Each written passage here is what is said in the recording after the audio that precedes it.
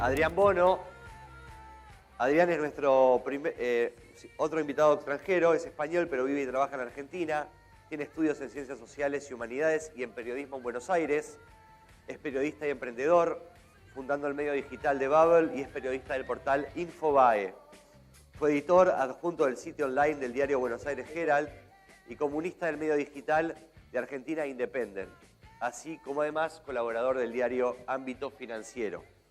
Ha sido invitado a colaborar en medios internacionales como The Guardian, New York Magazine e International Business Times, y su opinión ha sido requerida en CNN y Al Jazeera.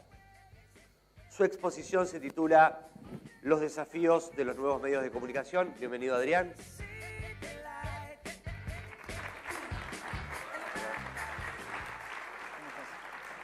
Te entrego esto, ten cuidado como a todos. Ya vi. Si no pasas al grupo de autoayuda también después. Bueno, muchas gracias. Gracias por la presentación. Gracias por recibirme acá. Yo sueno argentino, soy español, pero tengo acento argentino. Ya me cansé de los chistes de gallegos, entonces empecé a imitar el acento para que nadie se diera cuenta. Bueno, yo voy a hablar un poco sobre cuáles son los desafíos que hoy tiene que enfrentar la industria de los medios digitales.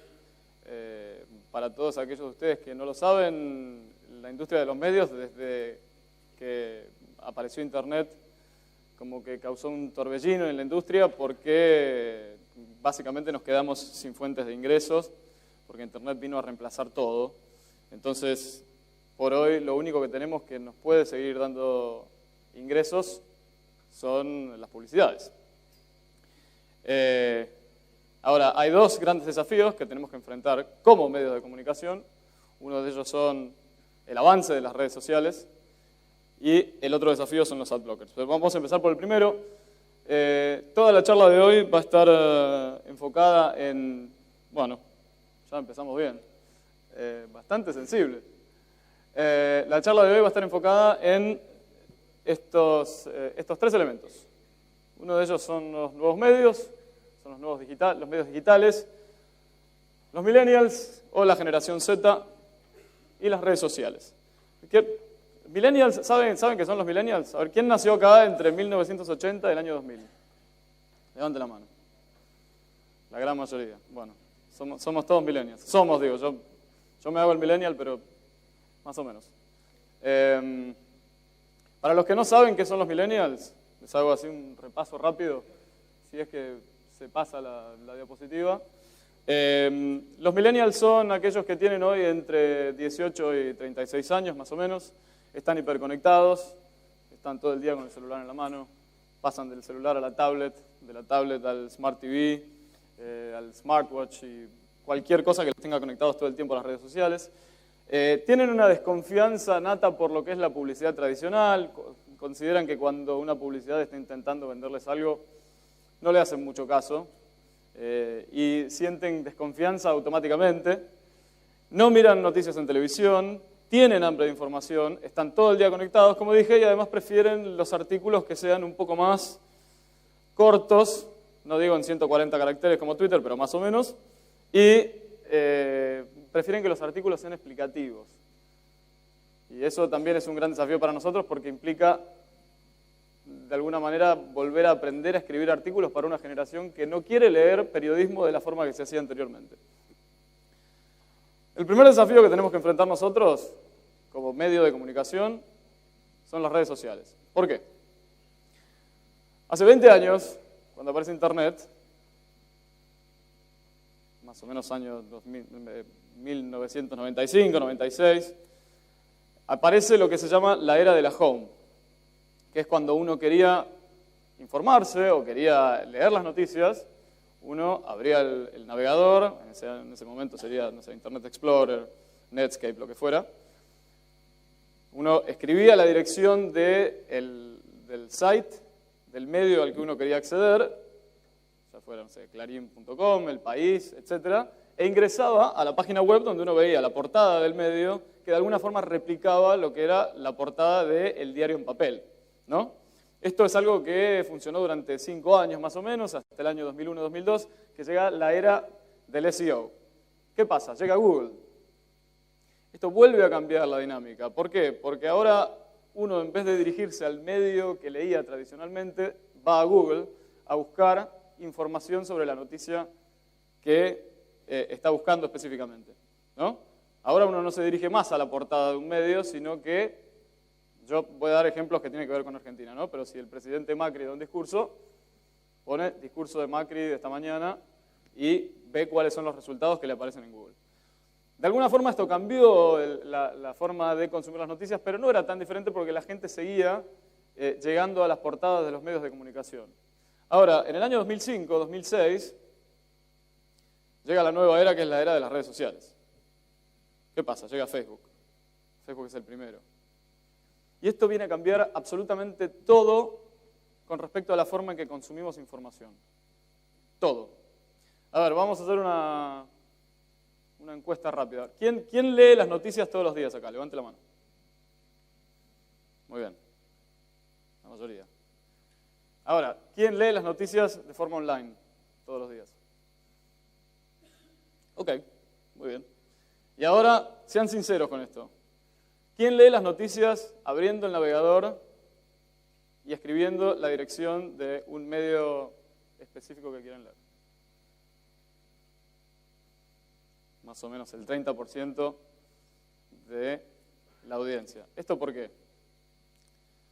Porque ahora la mayoría de nosotros consumimos la información a través de las redes sociales. No nos vamos a la página web de un medio en particular, sino que lo que hacemos es esperar a que llegue la noticia a nuestro muro de Facebook, que nos aparezca en el feed de Twitter, bueno, Snapchat o la red social de moda, y así llegamos a las noticias. A ver si cambia la nueva diapositiva, porque es importante el gráfico que les tengo que mostrar.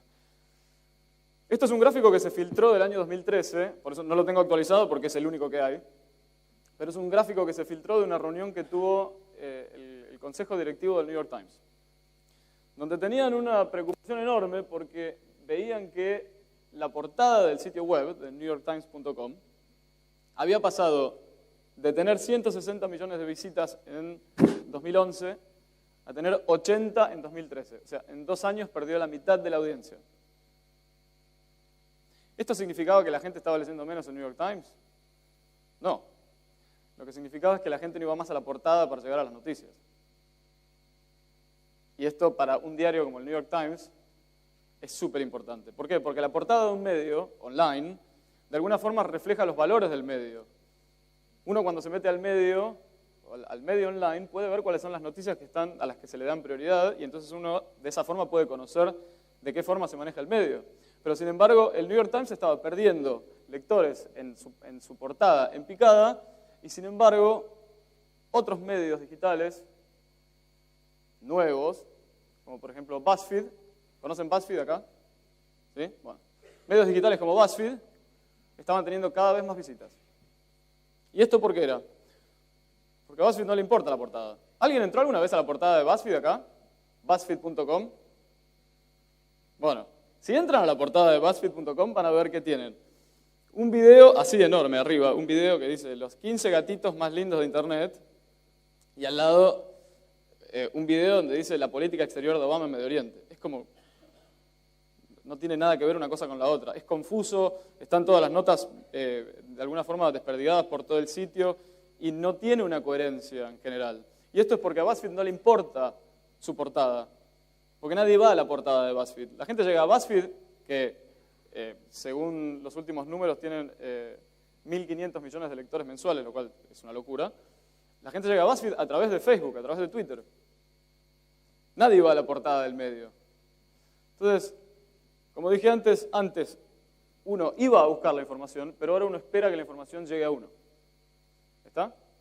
Y esto es lo que está cambiando el paradigma en la forma en que se consumen noticias. Está bien, hay algunos medios tradicionales, como por ejemplo esto es una captura de Clarín, de una noticia que sacó Clarín, creo que esto es en febrero de este año, o en marzo, donde dice que la Home sigue siendo lo más visto de la versión digital de Clarín. Lo cual es probablemente que sea cierto, sí, la Home sigue siendo lo más visto, porque es el lugar al que terminan yendo todos siempre, una vez después de leer un artículo. ¿Se entiende? Pero la gente llega al sitio, los lectores llegan al sitio, porque hacen clic en la nota que les apareció en el muro. En nuestro caso, The Bubble, que nosotros somos el medio de noticias en inglés más leído de Argentina. Nosotros tenemos, depende del mes, entre 75 y 80% de los lectores llegan a nuestro sitio a través de Facebook. Solo a través de Facebook. O sea, tenemos alrededor de 400.000 lectores mensuales y entre el 75 y el 80% de los lectores llegan a través de Facebook. No sé qué pasó ahí, yo creo que no fui. Porque hay una cuestión del tiempo relativo. En realidad uno acá siente que es mucho más de lo que demoran a arreglarse allá.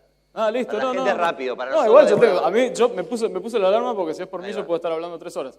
Pero digo, las redes sociales vinieron a cambiar todo. Vinieron a cambiar la forma en que consumimos información. Esto es un gráfico que muestra cómo va creciendo la cantidad de tráfico dentro de BuzzFeed, que ellos lo que hacen es generar contenido, lo loco, y viralizarlo en redes sociales. Lo que importa es viralizar. Porque saben que cuanto más se viralice, más gente va a entrar a leer la noticia. A ellos no les importa el tipo de impacto que puede llegar a tener su portada. O sea, BuzzFeed, entre el 2012 y el 2014, duplicó la cantidad de visitas en Facebook. ¿Está? Entonces, lo mismo pasa con Twitter. Si bien se maneja de una forma un poco más lenta, tiene la misma cantidad de impacto. ¿Ustedes se acuerdan del delirio que se generó a través de la noticia esta de qué color era el vestido? Si era el vestido azul o si era blanco y dorado. Bueno, a eso lo generó BuzzFeed y hasta hoy creo que sigue siendo el artículo más leído de su historia. Creo que tuvo 50 millones de visitas el artículo solo. Y es uno de los tweets más retuiteados de la historia. Y ellos lo único que tuvieron que hacer es poner la foto en Twitter y decir de qué color es este vestido. O sea, fíjense lo importante que son las redes sociales a la hora de viralizar la información. O sea, acá, para que esto se den una idea, esto es un estudio que se realizó en Estados Unidos sobre de qué forma consume el usuario de Facebook promedio las noticias. O sea, el 45% de los usuarios de Facebook activos se informan de política a través de Facebook. 41% de los usuarios activos. Es una locura. O sea, Facebook se está convirtiendo en la plataforma de distribución de contenido. Y Facebook no genera contenido. Ellos lo que hacen es traerte el contenido a vos, pero no genera nada. Y como fuente de tráfico, bueno, a los sitios de noticias más importantes les significó un 42% de crecimiento. Entonces, ahora, ¿qué hay que hacer? Porque lo que está pasando y que se nota en muchos países alrededor del mundo es que muchos medios de comunicación están viendo a Facebook como el enemigo. Y eso es casi como una locura, porque la verdad es que intentar luchar contra Facebook es una muerte segura. Es muy difícil luchar contra Facebook, contra el poder que tiene Facebook. Y nosotros lo estamos viendo día a día porque, nos guste o no, Facebook cambia las reglas a la hora de publicar información y nosotros como medios de comunicación tenemos que adaptarnos. O sea, mi medio de comunicación, hasta el New York Times, lo tenemos que hacer porque si no, nadie nos lee. Entonces, considerando que el 75% de nuestro tráfico viene de las redes sociales, tenemos que entender que Facebook hoy se convierte en la nueva plataforma de distribución de contenido. ¿Se acuerdan? En el siglo pasado, cuando bueno, todavía se hace ahora, ¿no? Pero digamos, para que se entienda la comparación. En el siglo pasado, cuando los diarios se imprimían, venía un camión, recogía los diarios y los distribuía, ¿no? Ahora Facebook es casi como si fuera el camión de diarios. O sea, nosotros podemos generar el contenido, pero si no hay alguien que lo lleva y lo distribuye, nadie nos viene a leer. Y eso es un problema. Es un problema bastante grave. Y ahora les voy a hacer una pregunta para ver qué opinan, porque con esto se genera debate. Pero les voy a dar un ejemplo de algo que nos pasó a nosotros el año pasado. ¿Se acuerdan de la marcha Ni Una Menos? Bueno, el año pasado, en la marcha Ni Una Menos, nosotros mandamos una fotógrafa para que sacara fotos y después subimos una galería de fotos en el sitio web, ¿no? No sé si saben que Facebook tiene un algoritmo que si yo tengo un medio de comunicación y a mí me siguen 100 personas en mi página, lo que yo publico en esa página solamente se va a ver al 3% de la gente que me sigue. Entonces, si yo tengo 100 personas que siguen mi medio en Facebook, solamente 3 personas van a ver el contenido que yo publique. Si yo quiero que más gente lo vea, tengo que pagar. Entonces, el año pasado publicamos un artículo sobre la marcha Ni Una Menos, que era una galería de fotos, y la editora eligió una foto donde eran 3 chicas que tenían como un póster encima, una impresión de mujeres desnudas. Nosotros lo publicamos y pagamos para que se promocionara el artículo. Y Facebook nos lo da de baja. Y dice, no, esto va contra las políticas de Facebook, porque no podemos tener desnudez. Y nosotros dijimos, pero esto no es pornografía, ¿no? Esto es una imagen de una foto, de una marcha, y además, tenía un sentido la foto. Y sin embargo Facebook dice, está bien, pero nosotros no podemos tener este tipo de foto, no podemos permitir que se promocione este tipo de foto. ¿Es censura eso? ¿Sí? Pero Facebook no nos está diciendo a nosotros que saquemos la foto de nuestro artículo. Facebook dice, no, yo no te permito que promociones eso. O sea que en teoría Facebook no nos está censurando a nosotros. Ellos dicen que ellos no pueden aprobar que ese contenido se publique porque por la política de la empresa no se puede. Pero ¿qué pasa si la mayoría del tráfico de nuestro sitio web depende de eso? Si yo tengo, porque nos guste o no, estamos yendo hacia un mundo donde el 100% del tráfico de un sitio web de noticias va a venir de las redes sociales. O sea que vamos a depender de la política de las redes sociales para que nuestro contenido le llegue a los lectores. ¿Qué pasa si dentro de 10 años yo sé que si no publico algo en Facebook y lo promociono, la gente no me lee? Nos guste o no, vamos a tener que terminar adaptándonos a las políticas de la empresa. Y esto es una preocupación que va creciendo porque no sabemos de qué forma vamos a poder solucionar este problema. Es lo mismo que mañana La Nación publica, en Argentina, La Nación publica esa foto en tapa y los distribuidores de diarios dicen, no, esto va en contra de nuestras políticas, por lo cual no podemos repartir los diarios. Es un área un poco gris, ¿no? Entonces, ese es un desafío que vamos a tener que intentar solucionar en los próximos años. ¿Tenemos la solución en este momento? No, nadie la tiene. Pero bueno, en vez de ver a las redes sociales como un enemigo, lo que hay que hacer es sumarse a las redes sociales y entender que el sitio web ya no es más el único lugar que importa, sino que también las redes sociales pueden servir como plataforma para promocionar nuestra propia marca y nuestro propio medio. Acá tengo un par de ejemplos. Ese es un ejemplo de BuzzFeed, pero también tenemos ejemplos de Al Jazeera y de Guardian. O sea, Al Jazeera, ¿alguien sigue Al Jazeera Plus? ¿Conoce? Es una especie de lado B de Al Jazeera que es como para millennials, si es más joven y presenta un contenido más informal, con videos graciosos, etc. Ellos lo que hacen es directamente publicar el video en el muro de Facebook, porque ya se dieron cuenta de que no tiene sentido publicar o subir el video dentro de la página y hacer que la gente ingrese a la página. O sea, ellos directamente utilizan el video y lo pegan sobre el muro de Facebook y esperan que la gente interactúe con eso, porque ya casi que ni siquiera... como que ya entienden que Facebook es una parte más del medio o que tiene que ser utilizado como una parte más del medio. Y después, bueno, tenemos ya la tercera filmina, que creo que acá el problema es que creo que tarda en cambiar, me parece. Es eso, ¿no? Ahí está. Bueno. Pero es esto lo que digo. Hay que dejar de ver la página del medio de comunicación como lo único que existe sobre el medio. O sea, ahora existen diferentes plataformas donde, por ejemplo, un canal de YouTube, la página de Facebook, el perfil en Twitter, el canal de Snapchat. ¿Alguien usa Snapchat acá? Allá. Después me lo van a tener que explicar porque yo no lo entiendo. Y me parece que esta es la barrera generacional. Yo Snapchat no lo entiendo, no sé. Me parezco un idiota cuando intento apretar los botones, que para mí es todo confuso, no sé. No me cierra. Después me lo explican. Pero digamos, lo que hay que entender es que ahora ya el sitio web pasa a ser una cosa, un satélite más de esa marca, de ese medio, que ahora tiene un montón de canales de distribución. El navegador es uno de ellos, pero el canal de YouTube, la página en Facebook, el Snapchat Discover, el canal en Instagram incluso, son todos satélites de ese medio de comunicación que funcionan de manera independiente. No todo depende del sitio web ya. El sitio web es uno más. ¿Está? Y ahora, esto me parece interesante, como para que entiendan cómo puede llegar a desaparecer el sitio web como lo conocemos dentro de poco.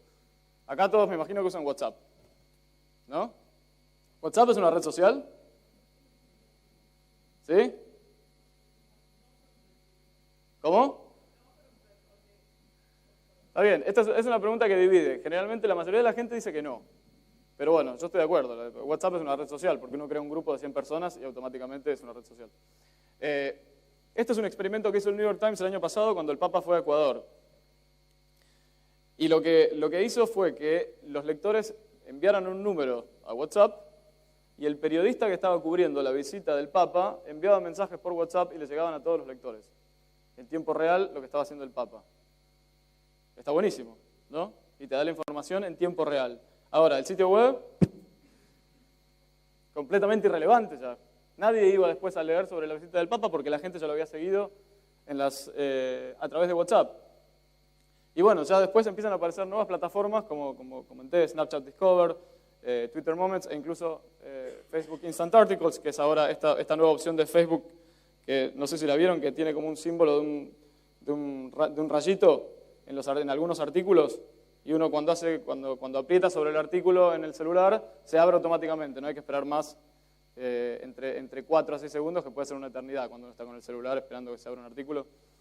Entonces, de a poco el navegador y el sitio web deja de ser relevante. Y ese es uno de los grandes problemas que tenemos como medio de comunicación, entender eso. Porque hoy muchos medios, sobre todo los medios tradicionales, se niegan a entender que esa es la realidad. Y el problema va a ser cuando de repente se den cuenta de que la cosa cambió y ellos se quedaron atrás. Y ahora pasamos al desafío número 2. El primero eran las redes sociales y este es el segundo, que son los adblockers. A ver, levante la mano acá. ¿Quién tiene instalado un adblocker en su navegador? Los odio a todos. Esto es terrible porque, digamos, cuando yo hablo de los adblockers, que es algo que a la industria de los medios la perjudica muchísimo, yo les estoy contando a los que no saben lo que es un adblocker, ¿qué es un adblocker? Entonces yo después escucho mucha gente que dice, está buenísimo, me lo voy a bajar. Yo digo, no te bajes, al contrario, te estoy diciendo, la charla es en contra de los adblockers, no a favor. Pero bueno, es uno de los grandes problemas que estamos enfrentando y que vamos a enfrentar en los próximos años, porque nos guste o no, los adblockers llegaron para quedarse.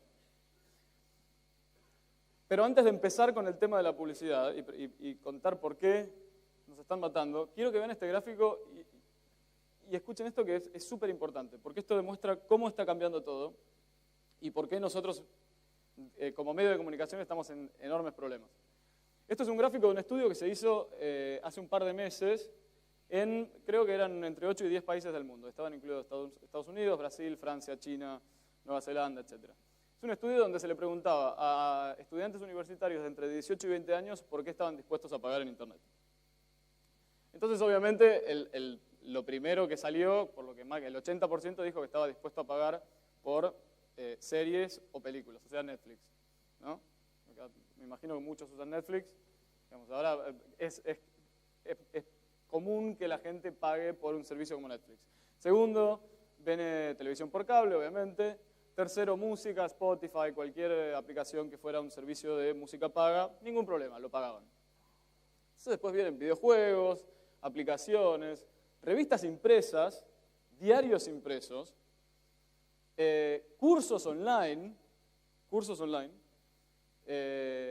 libros electrónicos, y después vienen los sitios web de noticias. O sea, el millennial de entre 18 y 20 años prefiere hacer un curso online que pagar por venir a leer las noticias en mi sitio web. Entonces esto fue como muy raro porque los que estaban haciendo la investigación fueron a preguntarle a uno de los chicos por qué creían que no había que pagar para leer las noticias. Y él dijo, porque la información es gratis y es un derecho. Y ustedes a mí no me pueden obligar a pagar para estar informado. La información es un derecho. Dijo, ustedes se arreglan cómo conseguir la plata, pero no me pueden cobrar a mí para que yo tenga acceso a su sitio web de noticias. Y si uno se pone a pensar, estos son chicos que nacieron en el año 98, en el año 96. Desde que existen, los sitios web de noticias son gratis. Muy pocos tienen paywall. Y el paywall no funciona, a menos que sea un diario importante como el New York Times, el Wall Street Journal, etc. El paywall no funciona, porque la gente no está dispuesta a pagar para leer las noticias online. Y bueno, la generación Z, que son los que nacieron después del año 2000, mucho menos. Eso vamos a ver cómo los enfrentamos. Esto es una captura del diario La Nación que muestra cómo se ve, por ejemplo, la portada sin el adblocker, ¿no? Ahí tenemos un aviso de Frávega que no se ve, pero la animación es como brillante y te desconcentra, etc. Es bastante insoportable. Y después tenemos lo mismo con el adblocker instalado. Que, repito, no se lo bajen. Al contrario, los que lo tienen, bórrenlo.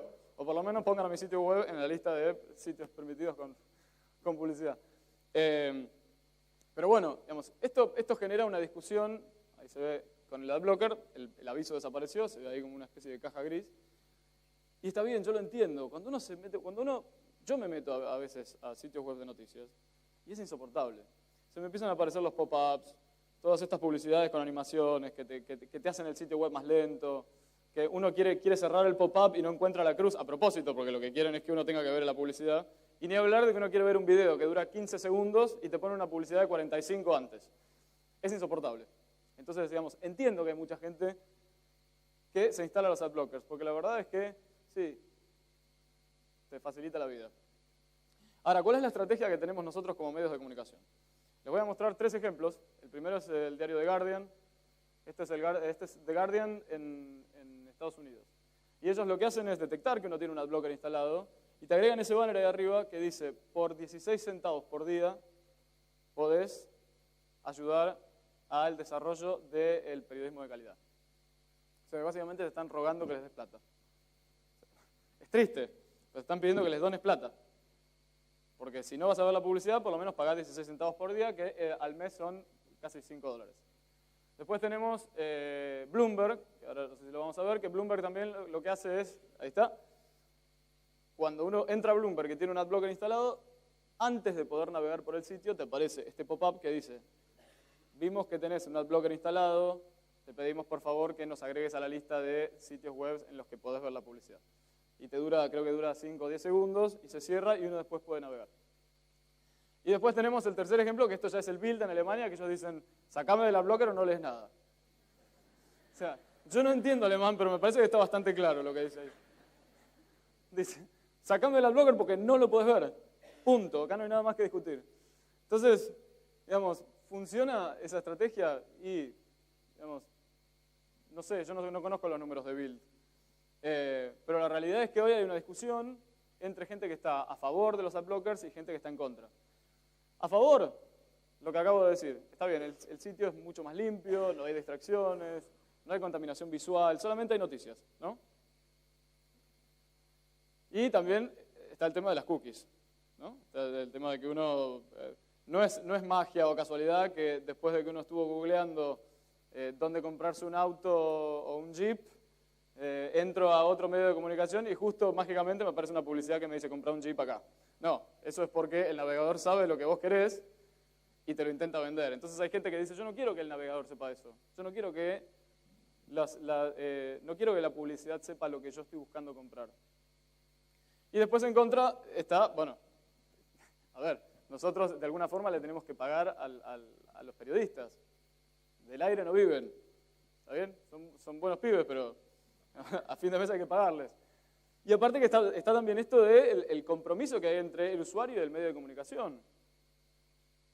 Cuando uno ve un programa de televisión por cable, no hablemos de Netflix, Netflix es otra cosa, pero cuando uno ve un programa de televisión por cable de 1 hora, sabe que son 40 minutos de programa de televisión y 20 minutos de publicidad. Y nadie dice, esto es terrible. Sí, está bien, es insoportable la publicidad. Pero es parte de ese compromiso. ¿Está? De alguna forma hay que bancar todo eso. Y si ahora no contamos más con esto, ¿cómo hacemos? Esto es para que se den una idea, y esto la verdad que es súper preocupante de verdad, porque sobre todo en Latinoamérica es un tema que todavía ni siquiera se cuestiona o se investiga. Porque todavía los adblockers no existen de manera tan masiva acá. Pero entre enero del 2016 y enero del 2015 y enero del 2016, se duplicó la cantidad de adblockers instalados en el mundo. ¿Está? Ahora se considera que están más o menos en los 420, 430 millones de personas que tienen adblockers instalados. Y a ver, para los que no saben, la mayoría de los adblockers hoy por hoy están instalados en países como China, la India, Afganistán, Pakistán, Indonesia, etc. Y esto se da porque estos son países que todavía tienen una red de celular muy precaria. La conexión es muy lenta. El 3G para ellos es una maravilla. Entonces, lo que pasaba es que tenían plan de datos y cuando se querían meter a leer noticias, les aparecía un video que duraba 1 minuto y medio y les consumía todos los datos. Y se querían matar, porque después no podían navegar por la cantidad de publicidades que les aparecían. Entonces, crearon los adblockers para eso.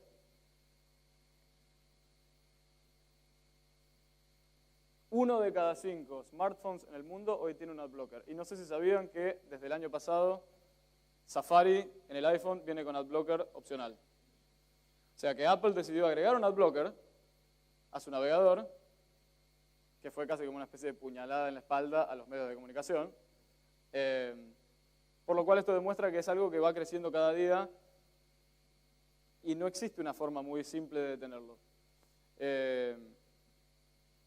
Bueno, esto lo podemos obviar, ya vamos cerrando. Algunas de las posibilidades que se manejan para tratar de paliar esto, a medida que vemos que la página web va desapareciendo y que además la publicidad también va desapareciendo porque ningún cliente va a querer pagarte a vos sabiendo que nadie va a ver la publicidad, es empezar a pensar en la migración a plataformas de distribución independiente. ¿Esto qué significa? Aplicaciones. Que yo genero una aplicación o le vendo mi contenido a una aplicación. ¿Alguien usa Apple News acá? Nadie lo usa igual Apple News. Pero bueno, es una de las posibilidades que se maneja. Por ejemplo, la aplicación de Apple, uno le envía su contenido y Apple publica un artículo que generó mi medio. Pero ya el sitio web desaparece, ni siquiera se considera. ¿No? Y si no, después la otra opción, que es el contenido patrocinado. ¿Alguien sabe lo que es?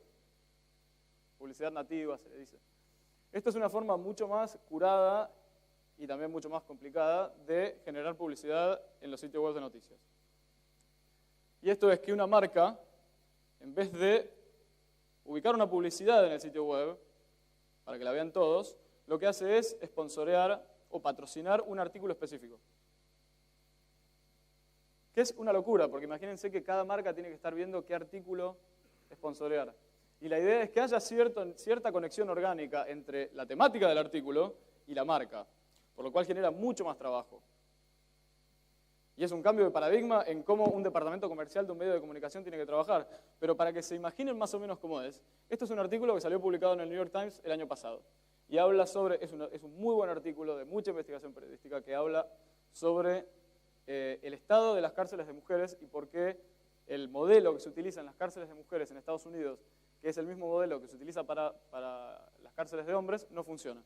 Y no sé si viene de arriba, muy chiquito, dice, sponsoreado por Netflix y Orange is the New Black. ¿Conocen la serie? Bueno, o sea, ahí hay como para discutir, digamos, si es ético o no es ético. Ético es. Es como que queda casi como un poco de mal gusto que un tema tan serio como puede ser las cárceles de mujeres y el maltrato a las cárceles de mujeres sea sponsoreado por un programa de televisión que habla sobre eso. Pero bueno, es una de las alternativas que existen para tratar de sortear lo que son los adblockers. Pero nos estamos moviendo, y ya con esto cerramos, estamos avanzando hacia un futuro en donde la web ya casi no existe, todo se realiza a través de aplicaciones móviles, pero piensen que no es fácil para un medio de comunicación chiquito, como el mío, por ejemplo, generar su propia aplicación o pagar para tener un servicio en Apple News. Si uno abre Apple News en algún momento, se va a dar cuenta que da una serie de opciones sobre cuál es tu medio favorito. Y claro, mi medio no está ahí. Está CNN, está Vice, está ESPN, el New York Times, los medios más importantes. Si uno quiere estar ahí, tiene que pagar. ¿Y cómo hace un blog, por ejemplo, que quiere generar contenido, que tiene muy buen contenido y que quiere que la gente lo lea? ¿Cómo hace? para que la gente lo lea, si no tiene la posibilidad de pagar para tener una presencia ahí?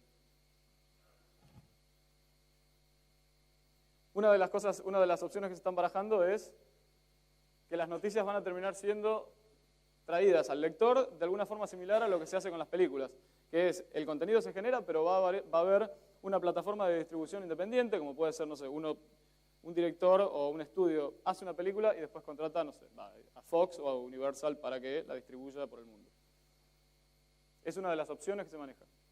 Pero la realidad es que nadie sabe qué es lo que va a pasar. O sea, y esto es algo que es importante que se entienda. La industria de los medios periodísticos y los nuevos medios online, nadie sabe hacia dónde va. O sea, lo único que podemos hacer es tratar de predecir cuáles van a ser los cambios y adaptarnos. Pero está cambiando tan rápidamente que es muy difícil hacerlo. Y es muy difícil que salga bien. Así que lo único que podemos hacer por ahora es intentar y rezar. Y que no se bajen adblockers. ¿Ok? Muchas gracias, Adrián. Muchísimas gracias.